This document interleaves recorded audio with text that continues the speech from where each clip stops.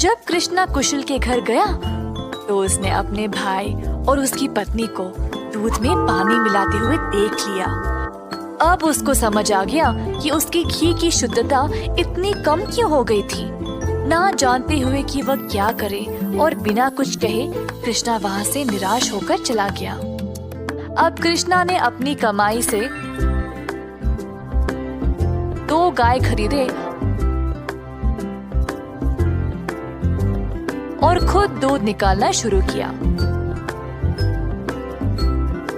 अब फिर से कृष्णा अच्छी वाली शुद्ध घी बनाने लगा। कृष्णा ने अपनी एक छोटी सी दुकान खोल ली जहाँ पे वो शुद्ध देसी घी बेचने लगा।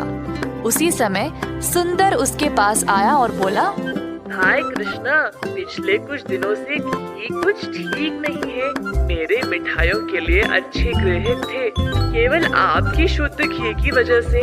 उम्मीद है अब आप अच्छा घी बना रहे हो। मैं चाहता हूँ कि मेरे ग्राहक वापस आ जाए। आप ये 2 गाय देख रहे हो, ये मैंने ही